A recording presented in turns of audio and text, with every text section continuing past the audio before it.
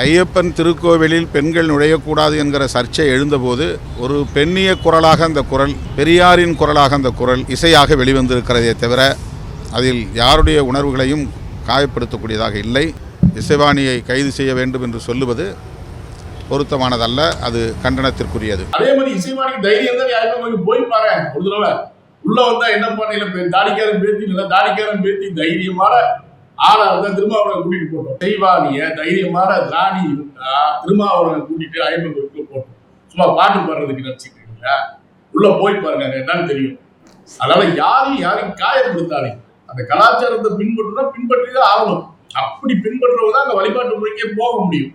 அப்படிப்பட்ட இதுல இசைவாணி பாடினது திருமாவளவன் தப்புன்னு போது, அதாவது திருமாவளவனுக்கு மசூதி இவங்கெல்லாம் சரியா இருக்கு, இந்து கோயில் சரியா போது திருமாவளவனும் ஒரு மத புரோக்கர் தான். பிற மதங்களுக்கு விளம்பரத்தை ஏற்படுத்தி பிற மதங்களுக்கு ஆட்கள் சேர்க்கிற புரோக்கர்கள் இவங்கெல்லாம் சொல்றதெல்லாம் நாங்க எடுத்துக்கிற முடியாது. அதாவது எங்க கலாச்சாரத்தை இதை டிஸ்டர்ப் ஆகி இந்து மத விஷயங்களையே நீங்க விமர்சனப்படுத்தணும், இந்து மத விஷயங்களை நீங்க ஏன் இது பண்ணி பாட்டு பாடணும்.